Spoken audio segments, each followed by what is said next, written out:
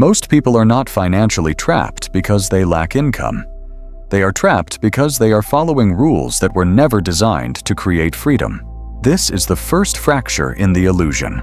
From childhood, you were handed a script. Study hard. Get a stable job. Earn more over time. Upgrade your lifestyle gradually. Retire safely. The structure feels responsible, logical, mature. But here is the uncomfortable truth. That script was engineered for economic stability, not financial freedom. And stability is not the same as freedom. Stability keeps you functioning inside the system. Freedom allows you to design outside of it. Those are two entirely different games. This is where the structure reveals itself. Imagine a laboratory rat placed inside a carefully designed maze. The maze provides food at predictable intervals. The rat learns the pattern. It feels secure. It feels rewarded. But the walls remain. The rat is not starving. The rat is not suffering. The rat is not free. Modern financial life operates the same way. Salary is the food pellet. Promotions are the dopamine triggers. Lifestyle upgrades are the reinforcement loops. Debt is the invisible electric fence. And because the system provides just enough reward to prevent panic, most people never question the architecture. They assume the maze is life itself. This is why most people never escape. Not because they are incapable, but because they are operating within rules that silently redirect their energy away from ownership and toward consumption. Here is the deeper layer. Financial freedom is not built by earning more money. It is built by obeying a different set of life rules. Rules that operate beneath income. Rules that govern behavior before money arrives. Rules that compound quietly for years before they become visible. And most people violate these rules daily without realizing it. This is not about budgeting apps. This is not about extreme frugality. This is not about chasing viral investment trends. Those are surface strategies. We are going deeper. Because beneath your financial situation is something more powerful than money itself. A pattern, a behavioral operating system, an emotional reward loop, a decision-making architecture that runs automatically. And if that architecture is flawed, the more income only accelerates instability. This is why you see individuals earning high salaries while remaining financially fragile. This is why lottery winners collapse. This is why entrepreneurs who generate millions can still feel trapped. The problem is not external. It is structural. Consider physics for a moment. In physics, mass alone does not determine motion. Force applied in the wrong direction wastes energy. Force applied consistently in one direction creates momentum. The money works the same way. Income is force. Direction is rule alignment. Freedom is momentum. If your direction is misaligned, no amount of force creates escape velocity. You simply run faster on a treadmill. This is the silent anxiety few people articulate. The fear that even with effort, even with intelligence, even with discipline, something still feels fragile. You feel productive, but not powerful. You feel busy, but not sovereign. You feel rewarded, but not secure. That tension is not weakness. It is awareness trying to surface. Because deep down, you sense something. You're building income, but not building leverage. You're upgrading lifestyle, but not upgrading control. You're optimizing inside a system you do not own. And ownership, not income, is the axis of freedom. This changes everything. Over the next journey, we will dismantle the 4 life rules that actually build financial freedom. But first, understand this. These rules are not tactical hacks. They are identity shifts. They alter how you interpret opportunity. They alter how you experience desire. They alter how you respond to pressure. They alter how you define success. And once seen, they cannot be unseen. Rule 1 will dismantle the illusion of earning your way out. Rule 2 will expose the emotional spending patterns that quietly erode wealth. Rule 3 will show you the mathematical thresholds that transform effort into compounding acceleration. Rule 4 will redefine how you structure your life so that money serves optionality, not ego. But there is a catch. These rules are uncomfortable because they require delayed validation. They require social resistance. They require strategic detachment from status signals that society worships. Most people cannot tolerate that discomfort, which is precisely why financial freedom remains rare. This is where the tension deepens. You do not build freedom by trying harder. You build it by playing a different game. And the difference between those two approaches determines whether your future self feels trapped or sovereign. Right now, you may believe your primary problem is income level. But what if income is secondary? What if the real variable is structural alignment? What if financial freedom is less about how much you make and more about the rules governing what you keep, control, and compound? This is the question that divides decades of outcomes. And this is where most people look away, because confronting the structure means accepting that past effort may have been misdirected. That realization stings. But it also unlocks power. Here is the final frame before we move forward. Financial freedom is not a destination you arrive at one day. It is the byproduct of 4 life rules applied consistently under pressure. Pressure is key, because rules only reveal themselves when tested, when income rises unexpectedly, when temptation intensifies, when peers upgrade visibly, when markets fluctuate, when fear spikes. In those moments, your life rules activate automatically. You do not rise to ambition. You fall to structure. And if your structure was built on earning, consuming, and signaling, you remain inside the maze. Yes, if your structure was built on ownership, leverage, patience, and asymmetry, the maze walls begin to thin. 1 rule, when applied correctly, can alter your trajectory. 4 rules, aligned together, can alter your life. But here is the open loop. Before we examine the first rule, you must understand the invisible architecture currently shaping your decisions. Because until you see the system you're operating within, you will unknowingly defend it. And that defense is the real prison. Section 1 begins where most people refuse to look. Inside the financial architecture that feels normal, but was never built for freedom. The invisible financial architecture. There is a structure beneath your financial life that you did not consciously design, and yet it governs almost every money decision you make. This is where the architecture reveals itself. Most people believe their financial outcomes are the result of effort, intelligence, or luck. They zoom in on events, a promotion, a failed investment, an unexpected expense, and assume each outcome is isolated. But outcomes are not events. They are expressions of structure. Just as a building will always distribute weight according to its foundation, your financial life distributes income according to its architecture. If the foundation prioritizes consumption, money flows outward. If the foundation prioritizes ownership, money consolidates inward. If the foundation prioritizes status, money converts into signals. If the foundation prioritizes leverage, money multiplies. This is not moral, it is mechanical. And mechanics do not respond to intention, they respond to design. Here is the first cognitive shift. You're not bad with money. You're operating within an inherited financial blueprint. That blueprint was installed gradually, through observation, through environment, through school systems that trained you to trade time for approval, through corporate structures that reward reliability over sovereignty, through social media systems that equate spending with identity. No one announced the blueprint. It was absorbed. And because it feels normal, you assume it is natural. But normal is not neutral. Normal is engineered. So consider the standard financial timeline most people unconsciously follow.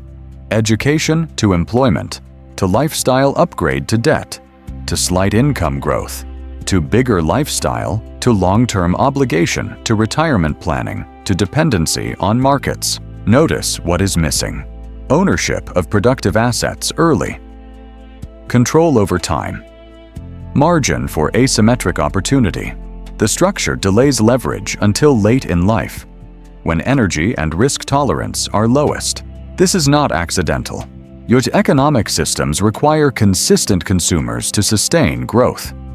Consistent consumers require predictable earners. Predictable earners require long-term obligations. This is the loop. And when you zoom out, you realize something unsettling. The system rewards participation, not independence. This is why high-income earners often feel trapped. They have optimized participation. They have not built exit options. And exit options are the raw material of freedom.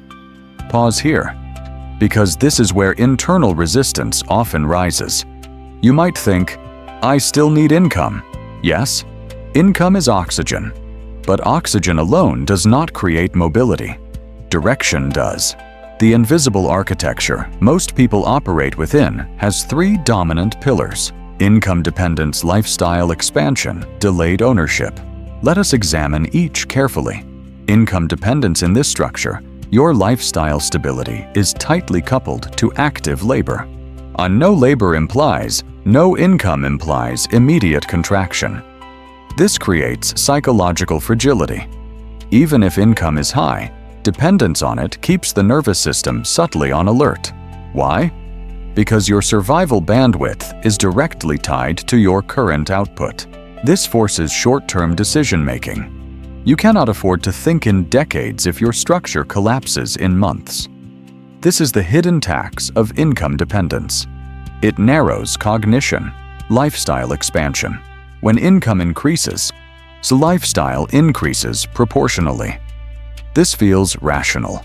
After all, improvement is visible, tangible, socially rewarded. But here is the mechanical truth. If lifestyle growth mirrors income growth, net leverage remains unchanged. You are simply scaling your cage.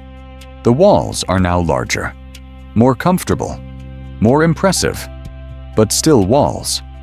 And because peers normalize this expansion, it rarely feels like a risk. Yet mathematically, it erases margin. Margin is not unused money. While margin is optionality. Margin is the ability to say no.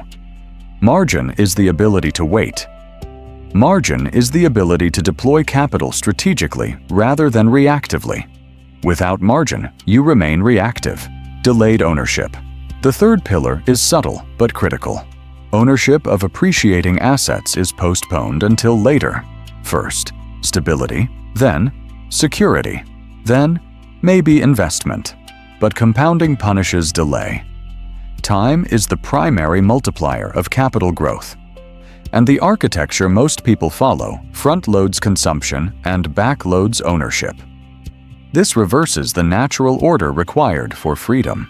Now, here is the uncomfortable question. If you combine income dependence, lifestyle expansion, and delayed ownership, what do you get? You get effort without escape velocity. This is why intelligent people can work hard for decades and still feel financially tense. They are not incompetent. They are structurally misaligned. And misalignment compounds. This is where many viewers expect tactical advice, budgeting percentages, investment picks, side hustle lists. But tactics applied inside a flawed architecture only optimize the maze. They do not dismantle it. Before we move forward, you must internalize a principle that will echo throughout this entire framework. Freedom is built in structure before it is felt in cash flow. Structure precedes surplus. If you attempt to create surplus without altering structure, surplus evaporates. This explains a phenomenon most people quietly observe but rarely analyze. Income spikes feel powerful. Income plateaus feel threatening. Why? Because without structural independence, Income level determines emotional state. And emotional volatility is the enemy of strategic capital deployment. You cannot make long-term decisions if your nervous system is tethered to monthly survival thresholds. This is the deeper trap. The architecture creates urgency. Urgency collapses foresight. Collapsed foresight prevents leverage. Lack of leverage perpetuates dependence. A closed loop. This is why most people never escape. Not because they are lazy, not because they lack intelligence, but because they mistake activity for alignment. Now we introduce the first fracture in this architecture. Rule 1 of financial freedom. Separate survival from ambition. Most people fuse them. Their income funds both basic security and lifestyle aspiration simultaneously. This creates pressure, because any threat to income threatens identity and comfort at once. But if survival is structurally insulated first, meaning core living costs are progressively detached from active labor, something powerful happens. Pressure decreases. Cognition expands. Opportunity visibility increases. When survival is insulated, ambition becomes strategic instead of desperate. This is the first rule. But implementing it requires dismantling assumptions about what normal financial progress looks like. And this is where the tension deepens. Because once you see the architecture, you cannot pretend it is accidental. In Part 2, we will expose how this invisible blueprint manipulates your perception of success itself, and why chasing visible milestones often delays invisible freedom. And that revelation will make Rule 1 far more disruptive than it appears. The success illusion and the reprogramming of Rule 1. Most people do not consciously choose financial pressure. They inherit it disguised as progress. This is where the structure becomes psychological. You were taught to measure advancement through visible markers: higher salary, better apartment, nicer car, upgraded experiences, public signals of improvement. Each milestone produces social confirmation, and social confirmation produces dopamine. The brain encodes this as success. But here is the fracture. Visible success is not the same as structural strength. One increases perception, the other increases control. This is why two individuals earning the same income can experience radically different emotional states.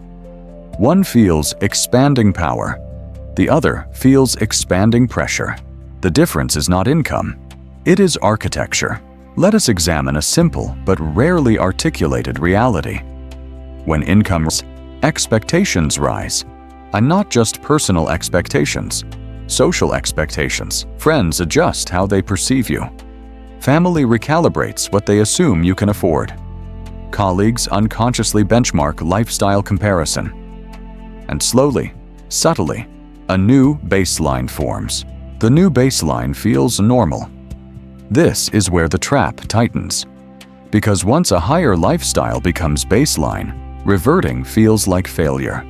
Even if reversion would increase freedom. Psychologically, the humans experience loss more intensely than gain. So even a voluntary lifestyle reduction feels like regression. And because the system rewards visible growth, most people comply with the expansion cycle rather than interrupt it. This is how structural fragility is socially reinforced. Now pause and observe something deeper. The system does not require you to overspend recklessly. It only requires proportional lifestyle growth. If your income doubles and your expenses increase by 70%, you may feel responsible. But the key variable is not reduction in savings rate. It is reduction in margin of strategic insulation. Let us introduce a concept most people never quantify. Survival bandwidth. Survival bandwidth equals months of core living expenses covered without active labor. If your bandwidth is 2 months, you're cognitively constrained. If your bandwidth is 12 months, you're cognitively expanded. If your bandwidth is 5 years, you're strategically sovereign. Notice what changes. It is not lifestyle quality. It is decision flexibility. And flexibility is the foundation of freedom. Now we return to Rule 1. Separate survival from ambition. This means your first financial priority is not luxury, status, or even aggressive investment. It is insulation. But insulation is misunderstood. Most people treat emergency savings as a temporary buffer. Rule 1 treats survival insulation as a permanent structural objective. Your goal is to progressively detach your core living costs from dependence on active labor. This can happen through conservative asset cash flow, low volatility investments, controlled expense design, strategic cost minimization without visible deprivation. The objective is simple. Reduce the portion of your survival that requires effort, not eliminate effort. Reduce required effort, because required effort creates fear, and fear compresses strategy. This is where many resist. They assume this means shrinking ambition. It does not. It means isolating ambition from panic. When survival is insulated, you can take asymmetric risks without existential threat. When survival is exposed, even small risks feel dangerous. This is why many intelligent individuals never pursue high-leverage opportunities. Their architecture punishes experimentation. Now let us address a hidden layer. Why does lifestyle expansion feel so compelling? Because it signals arrival. And arrival signals identity upgrade. Humans do not chase objects. They chase identity shifts. The new car is not transportation. It is confirmation. The upgraded home is not square footage. It is narrative. The expensive experience is not leisure. It is proof. Proof that effort translated into visible progress. But visible proof is addictive. And addiction distorts long-term positioning. Here is the structural truth most never confront. If your identity requires visible growth to feel stable, you will sabotage invisible compounding. Because compounding is boring at first. It is invisible. It is quiet. It produces no applause. It requires delayed gratification without immediate validation. And this is where most people quietly defect. They choose visible advancement over invisible leverage, not because they are irrational, but because the architecture never taught them to value insulation. This is where shame often enters the conversation. I should have saved more. I should have invested earlier. I should have been more disciplined. Remove shame. Shame personalizes a structural phenomenon. You were trained to prioritize consumption milestones before ownership thresholds. And training is powerful. But training can be interrupted. That interruption begins with measurement. Now, most people measure net worth occasionally. Few measure insulation capacity monthly. Few calculate how many months of life they own independent of effort. Ownership of time is the core currency of freedom. And insulation is the gateway to time ownership. Let us deepen this further. When survival is separated from ambition, something subtle but profound occurs. Your nervous system shifts from urgency to patience, and patience increases opportunity quality. Because the best financial opportunities often require waiting for market dislocations, waiting for asymmetric entry points, waiting for skill acquisition to compound, waiting for partnerships to mature. If you are pressured, you cannot wait. You must act. And forced action reduces asymmetry. This is the silent reason most portfolios underperform. Not lack of intelligence, lack of patience bandwidth. And patience bandwidth is created by survival insulation. This is the mechanical chain. Now we approach a critical realization. Most people believe they are one income jump away from relief. But relief does not come from income. It comes from insulation. If income rises without insulation discipline, lifestyle expands and relief evaporates. This is why relief always feels temporary. You experience a brief expansion of margin, then baseline resets. The treadmill accelerates, and you call it growth. This is the illusion of success. Growth without structural freedom is performance, not power. Now, the micro cliffhanger. If separating survival from ambition is rule 1, then why do so many financially literate individuals still fail to execute it? They understand savings. They understand investing. They understand risk. And yet insulation remains thin. The answer lies in something far deeper than knowledge. It lies in emotional triggers and identity-based financial self-sabotage, which means the architecture is not only structural, it is behavioral. And that is where we turn next. In Part 3, we will dismantle the hidden emotional loops that sabotage Rule 1, even when logic is clear. Because logic does not drive money behavior, emotion does. And until that is confronted, insulation remains theoretical. The emotional architecture that sabotages freedom. You now understand the structural flaw: income dependence, lifestyle expansion, on delayed ownership. You understand Rule 1, separate survival from ambition. And yet, understanding is not execution. Execution collapses under emotion. This is where the real architecture lives. Most financial decisions are not made in spreadsheets. They are made in micro-emotional spikes. Moments of comparison, moments of stress, moments of reward, moments of insecurity, moments of celebration, moments of fear. Money becomes the response mechanism, not because you are irrational, but because money is one of the fastest tools for altering emotional state. And the system quietly trains you to use it that way. Let us dismantle 3 emotional loops that silently sabotage Rule 1. Loop 1. Relief spending after prolonged effort. A difficult project, a stressful month, a demanding week. The brain seeks relief. Relief does not require luxury. It requires contrast. Spending provides instant contrast. You worked hard implies you deserve reward. This narrative feels justified. But here is the structural consequence. Relief spending converts future insulation into present dopamine. You're trading future optionality for present emotional regulation. And because relief feels harmless in isolation, the pattern compounds invisibly. You're not overspending dramatically. You're leaking insulation slowly. And slow leaks destroy ships more quietly than collisions. Loop 2. Identity upgrading. This is more powerful. Each when income rises, identity feels unstable.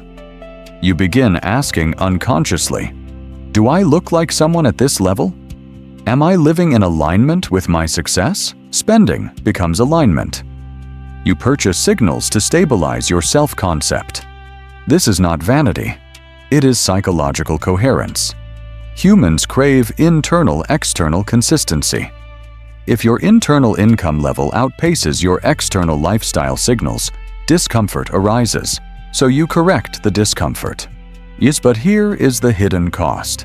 You're anchoring identity to visible validation instead of structural leverage, which means your sense of success remains externally dependent. And external dependence erodes insulation. Loop 3. Fear compression when uncertainty appears. Economic downturn, company instability, market volatility. 2 reactions dominate. Some freeze, some overspend preemptively. Why overspend? Because uncertainty increases emotional volatility. Volatility reduces patience.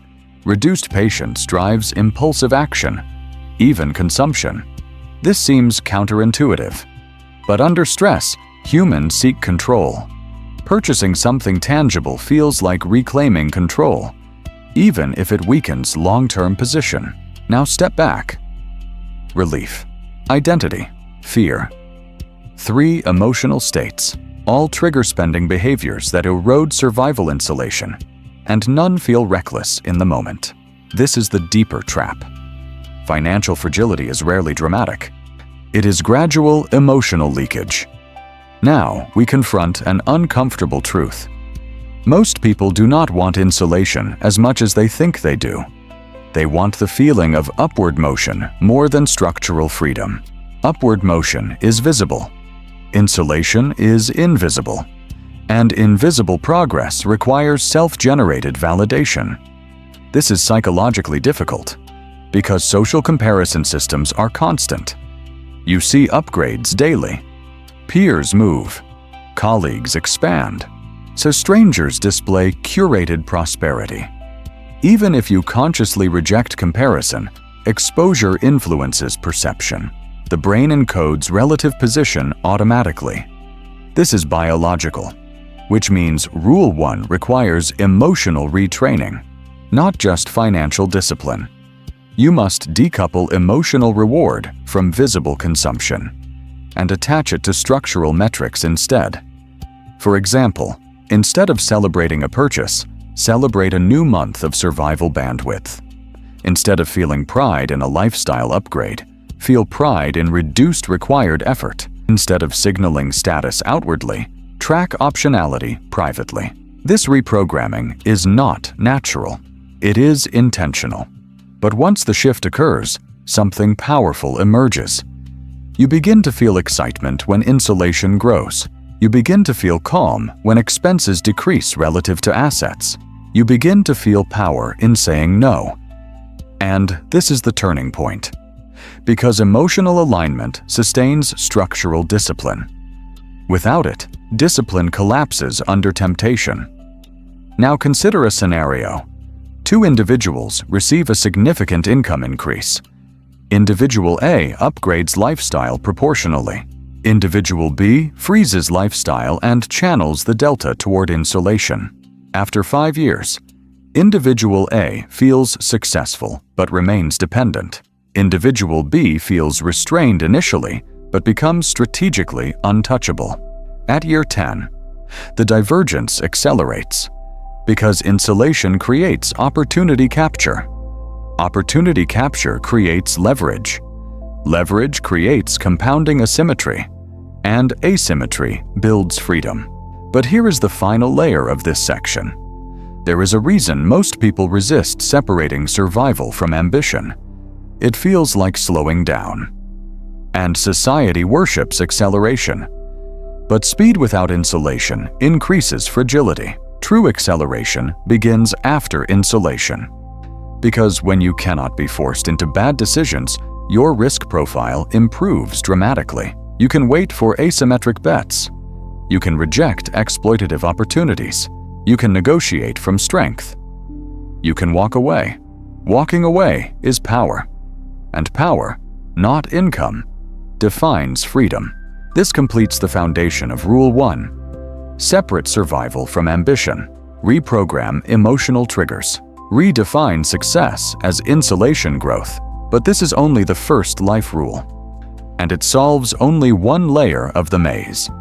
Because even if survival is insulated, a second invisible force continues to trap intelligent people.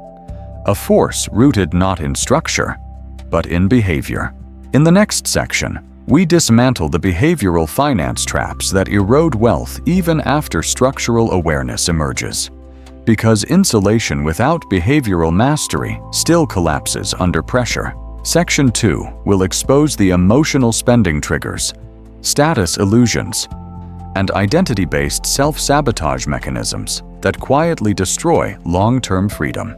And what you discover there will explain why even high-net-worth individuals remain financially anxious. The behavioral traps that erase wealth in silence. You can understand structure. You can build insulation. You can separate survival from ambition. And still lose the game. Because awareness does not neutralize behavior. This is where most financially intelligent people become confused. They read. They study. They model. They plan, yet their net worth grows slower than their effort. This is not a math problem. It is a behavioral finance problem. Human beings do not experience money rationally. They experience it emotionally, socially, and comparatively, which means your financial decisions are not isolated calculations. They are responses to psychological stimuli. And those stimuli are constant. Let us dismantle the first major behavioral trap that quietly erodes freedom. Trap 1. The status illusion. Status is not inherently negative. It is a social positioning mechanism. But modern economic systems have monetized status at scale. The illusion works like this. Visibility equals success.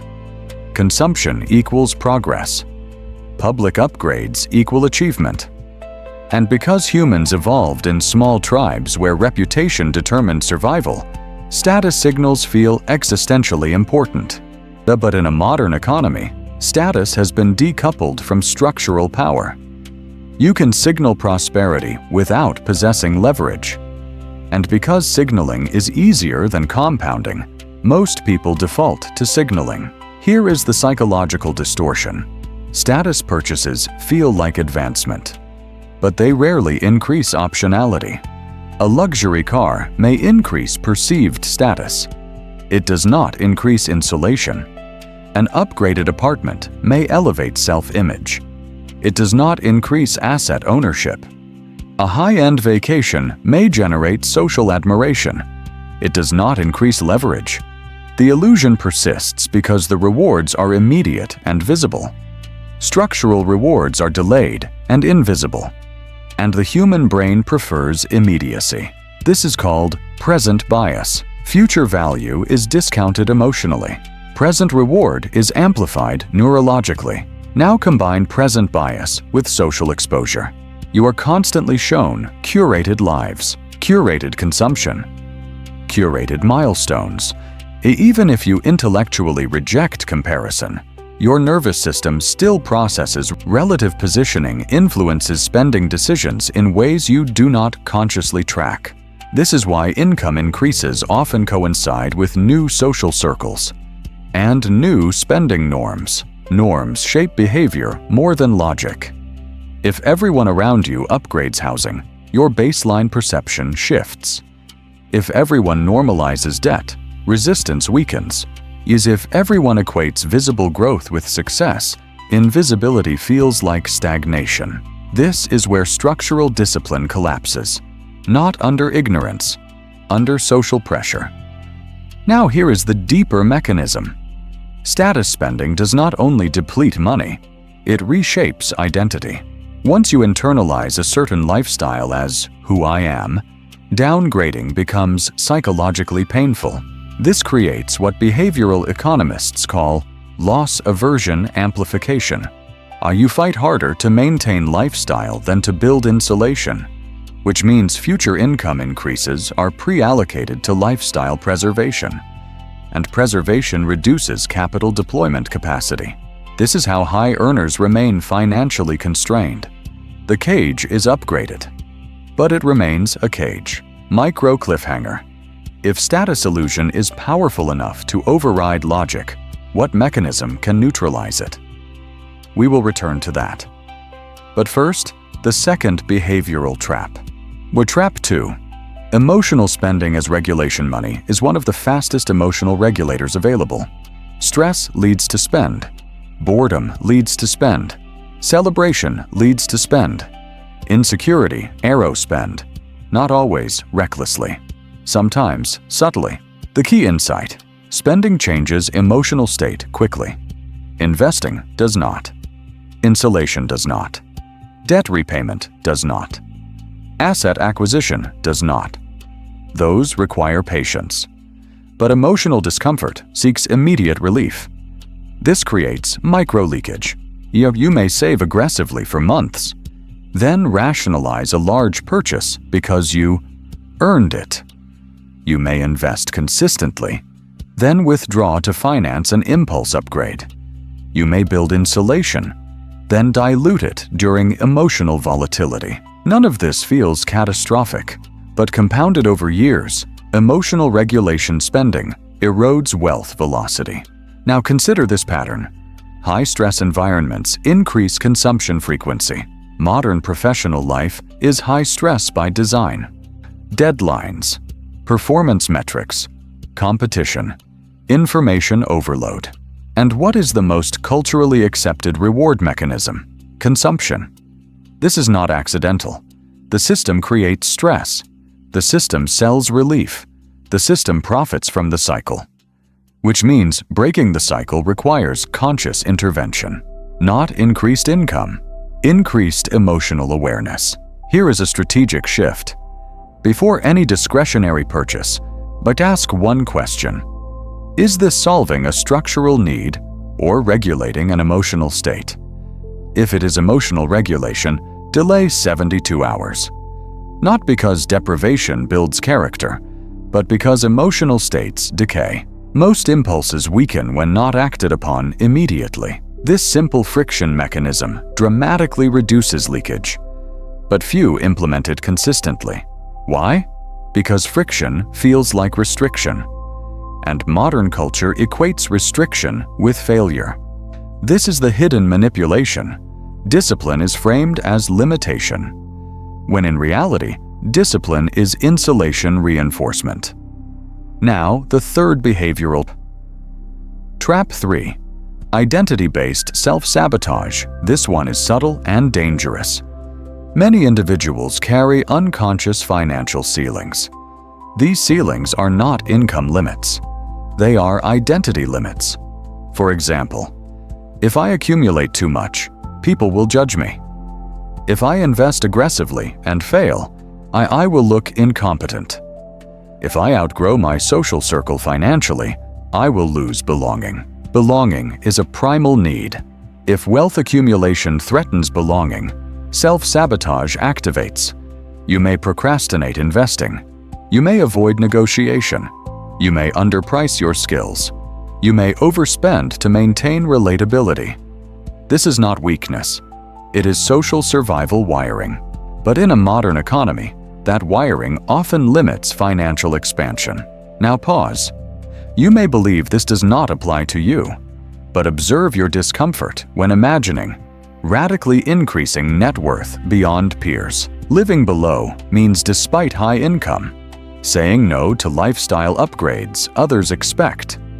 If discomfort arises, identity friction exists, and friction slows freedom. This is why financial mastery is not about numbers alone. It is about psychological sovereignty. You must become comfortable being misunderstood in the short term to build structural dominance in the long term. This is where the majority retreat, because invisibility feels lonely. But invisibility builds leverage, and leverage builds optionality. Now, here is the critical convergence point. Status illusion, emotional regulation spending, identity-based ceilings. All three sabotage Rule 1. Even if survival is insulated, these forces attempt to expand lifestyle and reduce margin, which means behavioral mastery is ongoing, not temporary. In Part 2 of this section, we will dissect how intelligent individuals rationalize destructive financial behavior, and why logic often becomes the tool of self-deception rather than clarity. Because the most dangerous trap is not ignorance, it is intelligent justification. And once you see that pattern, your relationship with money changes permanently. The intelligent justification trap. Understanding the behavioral traps is not enough. Many highly intelligent individuals fall prey to the most insidious form of financial sabotage: intelligent justification. Here's how it works. Logic becomes the servant of emotion.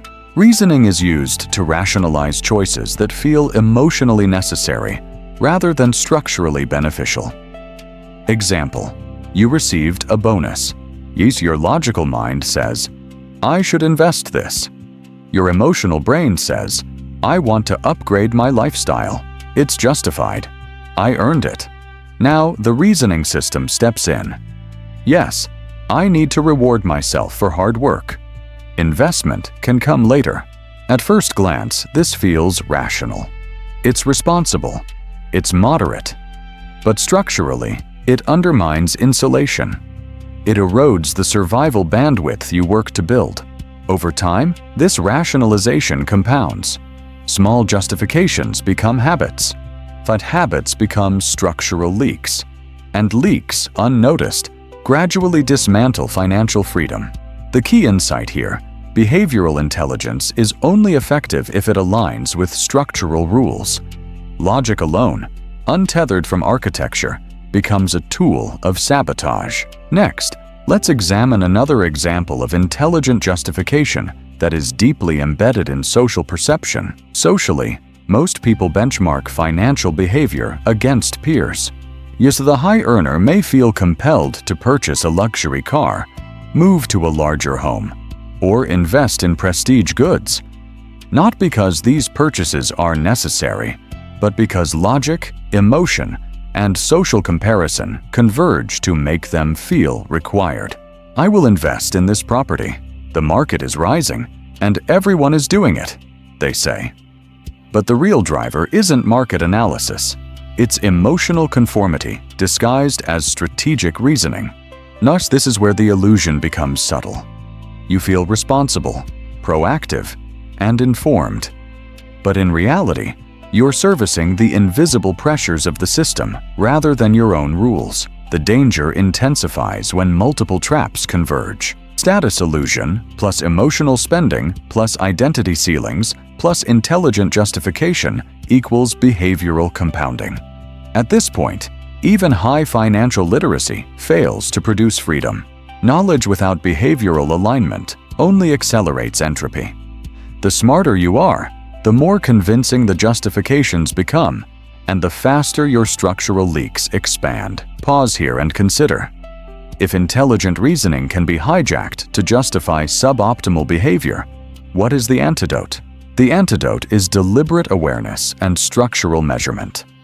You must quantify invisible variables, not just cash flow or income, but insulation, optionality, and leverage. You must build metrics for emotional spending, status signaling, and identity friction. When only by measuring these can you neutralize the intelligent justification trap. Finally, the behavioral insight that ties this together. Human beings are pattern seekers. Your brain will automatically create patterns for reward, social coherence, and identity validation. Financial freedom requires you to override default patterns with consciously designed ones. And this is where Section 2 sets the stage for Section 3. Because even with structural awareness and behavioral mastery, the compounding engine of wealth only begins to reveal itself when the mathematical frameworks, thresholds, and escalation strategies are properly applied. Section 3 will expose the numeric architecture of freedom, the velocity of capital, the leverage of thresholds, and the exponential mechanics that turn insulation and behavioral discipline into unstoppable financial momentum. The mathematics of freedom, compounding, thresholds, and velocity. But now that we have exposed the structural and behavioral forces that silently control financial outcomes, we arrive at the layer where freedom begins to accelerate. Mathematics. And here's the critical insight. Few grasp. Wealth is not linear. Income is linear. Effort is linear. But financial freedom, real, unstoppable freedom, is nonlinear. This is why most people feel stuck, even when they earn enough.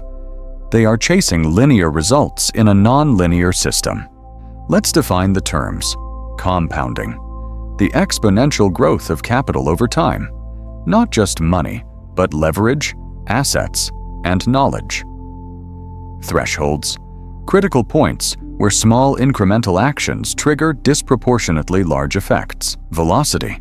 How quickly capital, assets, and opportunities rotate to generate returns. These three principles, when aligned, create an invisible engine, an engine that multiplies freedom far faster than income alone. Decompounding. The silent multiplier, compounding is deceptively simple in concept, but psychologically complex in execution. Most people understand it superficially. Money grows over time, but fail to recognize the emotional and structural requirements. For compounding to function, three conditions must exist: consistency, regular contributions or reinvestment, time, duration uninterrupted by destructive behaviors, autonomy, freedom from pressure that forces liquidation. Now let's illustrate. Consider two individuals. Individual A invests $10,000 per year in an index fund with a 7% average annual return for 20 years. Individual B invests $50,000 in year 1, but spends aggressively afterward. Even though individual B initially appears superior, compounding favors the disciplined, consistent approach. The math is unforgiving. The engine of compounding rewards patience and structural alignment over sporadic bursts. This is why Rule 1 is foundational. Without insulation, compounding never survives emotional volatility or lifestyle pressures. Thresholds. Invisible levers. Thresholds are often invisible until crossed. They are the points where small incremental effort generates exponential advantage. Example: a $50,000 emergency fund covers 6 months of core expenses. This is important, but reaching $100,000 may cover a full year. The extra month doubles your strategic patience. Suddenly, you can negotiate from strength, wait for asymmetric opportunities, and reject pressures that previously felt urgent. Thresholds exist in income, assets, knowledge, and influence. Hitting a critical mass in any dimension creates momentum that far exceeds the apparent effort required. Notice the pattern. Thresholds are not rewards themselves. They are enablers of leverage. The first $50,000 in assets is about survival. The next $50,000 unlocks opportunity. The next $100,000 begins compounding velocity. And because most people treat thresholds as linear, they underestimate the power of incremental accumulation. Velocity. The speed of capital velocity is how fast your money, assets, or opportunities rotate to produce additional returns. It is the difference between sitting on cash and having that cash work across multiple domains. Velocity compounds power exponentially. Money in a low-yield savings account equals low velocity. Money deployed into diversified assets generating returns that are reinvested equals high velocity. Knowledge, relationships, and optionality equals even higher velocity because they convert into asymmetrical opportunities. High velocity is the ultimate multiplier because it interacts with compounding and thresholds. Consider this analogy. 2 rivers flow into a lake. One moves slowly but steadily. The other moves faster, but hits small tributaries and eddies. The slow river represents income without structure. It fills your pool gradually. The fast river represents capital deployed strategically. It accelerates, hits leverage points, and triggers thresholds, filling your pool faster and creating overflow that opens new channels. Velocity explains why some individuals can achieve financial freedom in a decade, while others spend a lifetime trapped in linear effort. When applying the framework to translate compounding, thresholds, and velocity into real-world financial freedom, consider these 3 levers. Capital concentration. Focus resources to cross thresholds rather than scatter them across minor gains. Strategic deployment. Invest with the intention of generating velocity, not just passive accumulation. Time optimization. Align asset growth with the duration and patience required to maximize compounding. These principles are invisible until measured. Most people focus on income statements, not freedom statements. They monitor cash flow but ignore leverage potential. And here is the first micro cliffhanger. Even with compounding, thresholds, and velocity aligned, intelligent people still fail when behavioral forces intersect with math. Emotional spending, status illusions, and identity friction can erase years of compounding in months. Section 3 will continue in Part 2, where we will model numeric examples, dissect escalation strategies, and reveal exactly how thresholds interact with Rule 1 and Rule 2 to produce accelerated financial freedom. Numeric escalation and the leverage of thresholds. Let us now make the abstract tangible. Numbers reveal what psychology hides. This is where the invisible mechanics of compounding, thresholds, and velocity become visible in real-life scenarios. Imagine two individuals, Alex and Jordan. Both earn $120,000 annually. Both save diligently. Both understand basic investing. Yet 5 years later, one achieves structural freedom, while the other remains tethered to active labor. The difference is how thresholds and compounding interact with behavior. Alex allocates $3,000 per month to a diversified asset portfolio, generating 8% annualized returns. Monthly contributions are consistent. Insulation is prioritized. Lifestyle expansion is minimal.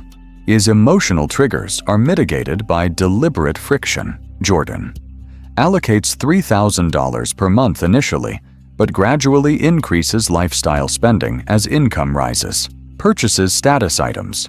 Occasionally withdraws from investments for relief spending. Emotional triggers are unmitigated. After 5 years, Alex. Total portfolio approximately $210,000, fully insulated with increasing optionality and velocity. Jordan. Total portfolio approximately $150,000, partially insulated, high velocity lost due to withdrawals, compounding disrupted. Observe the hidden power of thresholds. Alex's portfolio crosses critical points at $50,000, $100,000, and $150,000, each threshold unlocking new negotiation power, optionality, and asymmetric opportunity. Jordan's portfolio grows but repeatedly retreats from thresholds due to behavioral leakage. The pattern repeats across decades. Compounding is only exponential once thresholds are crossed. Prior to that, growth appears linear. This is why visible income can feel productive, yet produce no freedom. Now, consider escalation strategies. These are not hacks. They are systematic ways to use numeric thresholds to accelerate freedom. Escalation Strategy 1.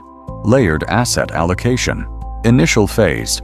Low-risk assets to build insulation. Intermediate phase. Moderately volatile assets to increase velocity. Advanced phase.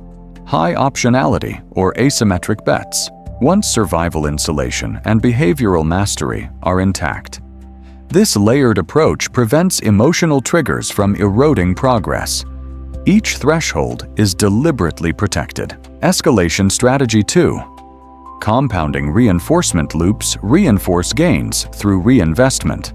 Track each contribution relative to survival bandwidth. Celebrate structural achievements privately rather than through status signaling. These loops compound both capital and behavior. They train the nervous system to prioritize insulation and leverage over instant gratification. Is Escalation Strategy 3.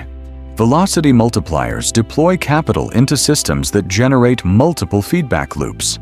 Dividends, royalties, leverageable intellectual property. Seek opportunities where one unit of effort generates several independent returns. Reinvest secondary returns to accelerate threshold crossing. The interaction between compounding, thresholds, and velocity is nonlinear. Early discipline multiplies exponentially in later phases. I'm producing a feedback loop that outpaces linear effort. But here is the critical insight. Numeric mechanics alone do not secure freedom. Behavior interacts with math. Without emotional alignment, threshold advantages collapse. This brings us to a subtle but powerful point. Mathematical leverage is amplified by Rule 2 behaviors. Behavioral mastery ensures that gains are retained, thresholds are crossed, and velocity is optimized. A single behavioral leak can erase years of compounding.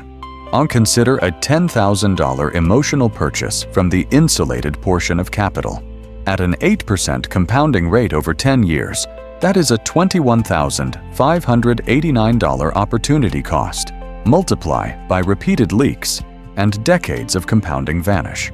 Micro cliffhanger. The mathematics of freedom is clear. Compounding, thresholds, and velocity create unstoppable momentum if behavior aligns. Next, in Part 3 of Section 3, we will examine capital thresholds in detail, that's showing how specific numeric milestones create leverage that cannot be achieved by income alone.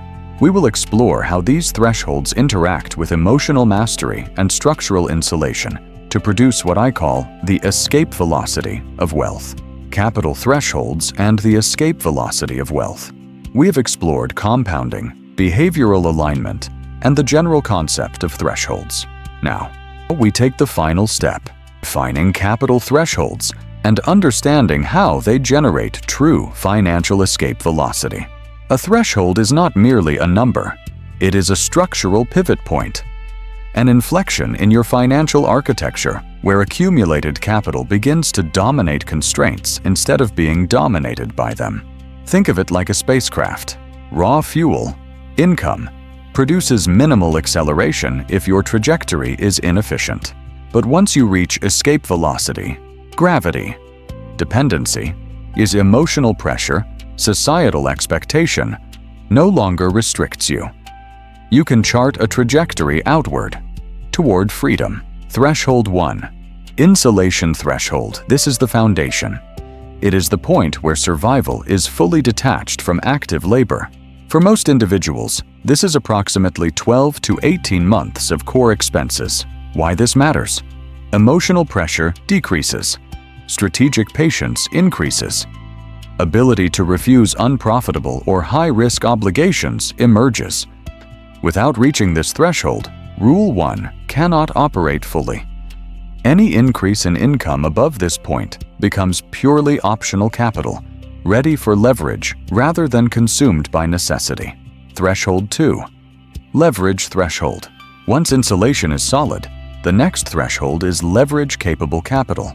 This is the minimum pool of deployable capital that allows you to enter asymmetric opportunities, investments, or business moves that scale disproportionately.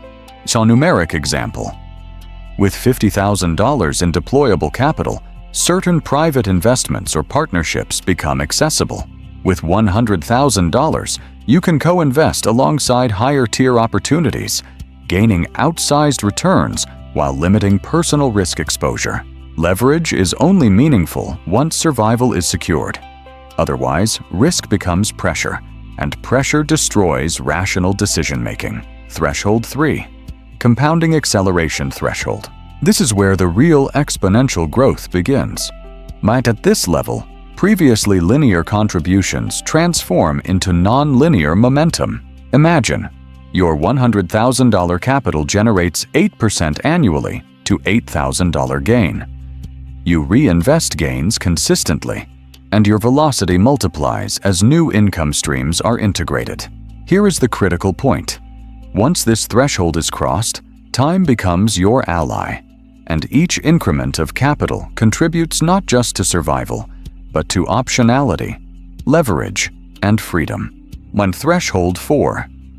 Optionality threshold. The final numeric pivot is when your deployable assets generate enough flexibility that you can act without permission from your environment. Examples.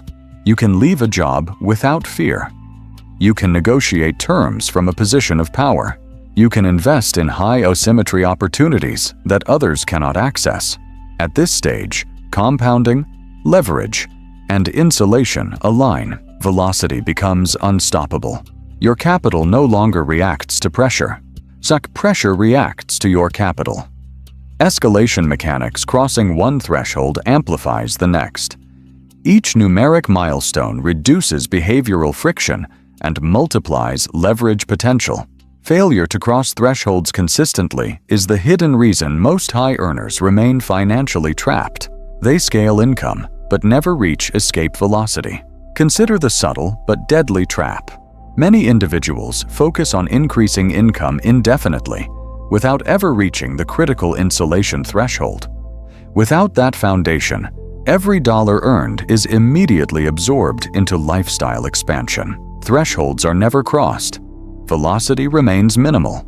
Compounding is stunted. The psychological pattern here is critical.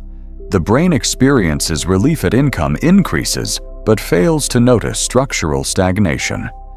This explains why many feel wealthy, but remain dependent. Numeric modeling illustration assume Individual A builds insulation first, then deployable capital, then optionality.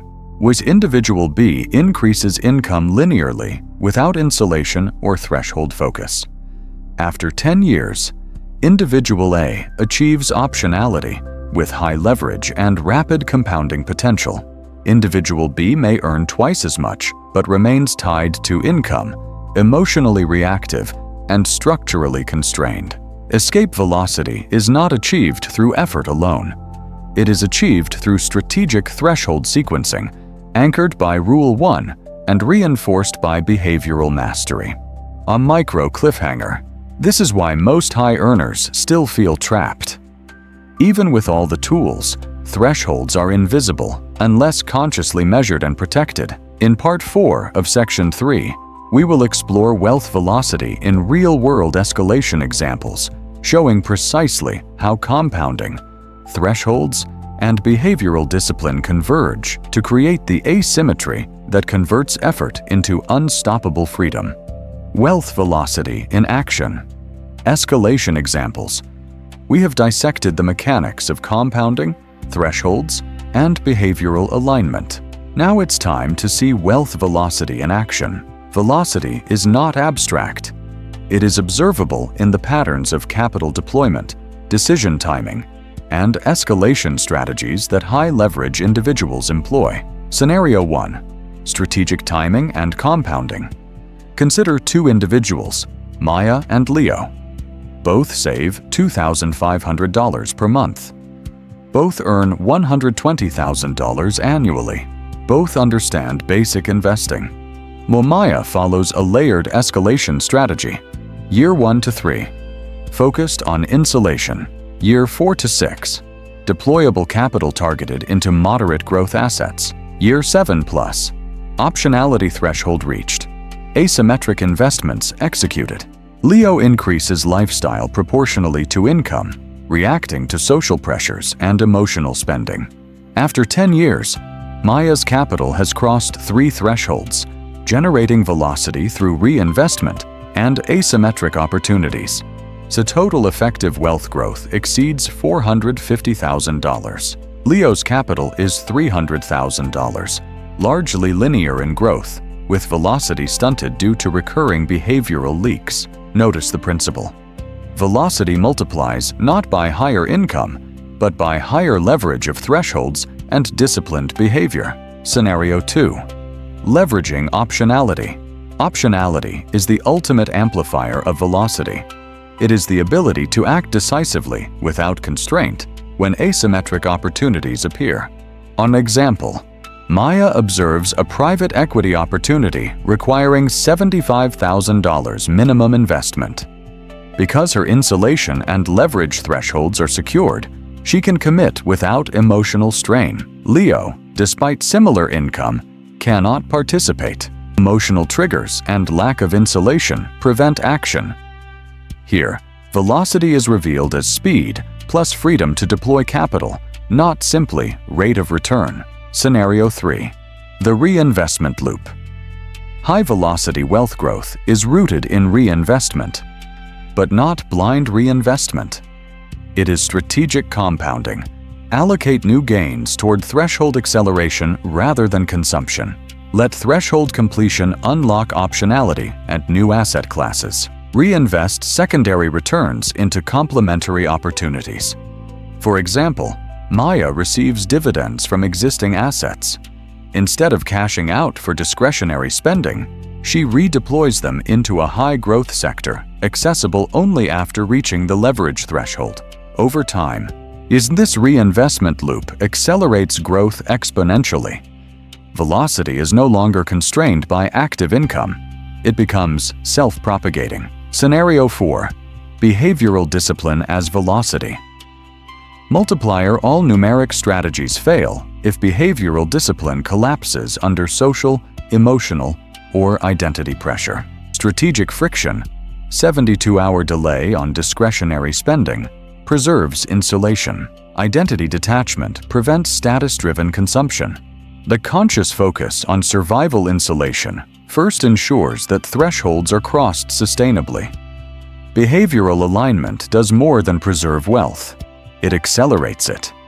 Each avoided leak translates to months or even years of compounding gains. Micro-patterns observed in high-velocity wealth builders, they measure invisible metrics, optional cash flow, survival bandwidth, and leverage potential. Rather than purely visible net worth, they delay gratification systematically, even allowing compounding to operate uninterrupted. They act asymmetrically, deploying capital selectively when thresholds permit maximal effect. They protect thresholds vigilantly, ensuring that behavioral leaks do not erode velocity. Notice the invisible feedback loop: structural insulation to behavioral mastery, to threshold crossing, to velocity to compounding, to optionality to freedom. Cliffhanger insight. Even intelligent, that disciplined individuals will plateau if thresholds are misunderstood or crossed inconsistently. Compounding and velocity do not forgive structural negligence. In Part 5 of Section 3, we will reveal how to model capital escalation numerically, creating a personal roadmap where each milestone is deliberately aligned with insulation, leverage, and optionality. Modeling capital escalation. Personal roadmap to financial freedom. Now we translate principles into a numeric roadmap. We're showing precisely how to sequence thresholds, behavioral mastery, and compounding for maximum velocity. Step 1. Establish baseline insulation. Salgatis core monthly expenses. Include housing, food, transportation, insurance, and essential services. Set initial target: 12 months of expenses as minimum. 18 months ideal for early optionality. Allocate capital accordingly. All surplus income first feeds this bucket. An example: core expenses, $4,000 per month. 12-month insulation target, $48,000 initial goal. Build $48,000 within 18 to 24 months using disciplined contributions. This is Rule 1 in numeric form. Survival first, ambition second. Step 2. Identify leverage threshold once insulation is secured. Calculate deployable capital for asymmetric opportunity. Deployable capital: funds beyond insulation available for strategic investment. Your minimum threshold: $50,000 to $100,000 depending on opportunity scale. Purpose: enable participation in opportunities inaccessible to those without threshold capital. Example: Maya's deployable capital, $75,000 available for private investment, business partnerships, or higher yield instruments at this stage. Behavioral discipline ensures capital remains untapped for emotional spending, preserving threshold integrity. Step 3. Map compounding acceleration with deployable capital ready. Design a compounding schedule. Monthly contributions into low volatility instruments to maintain insulation. Incremental allocation into moderate risk assets to accelerate growth. Reinvest dividends and interest systematically. Example: $3,000 per month contribution into diversified fund grows 8% annually. Reinvested gains increase velocity, crossing compounding thresholds faster. This stage demonstrates how numeric discipline converts incremental contributions into exponential growth. Yet Step 4. Optionality threshold activation. Optionality emerges when deployable capital plus compounding exceeds flexibility margin, meaning you can act decisively in high-leverage situations without jeopardizing survival. Minimum actionable capital: enough to cover opportunity cost and operational risk.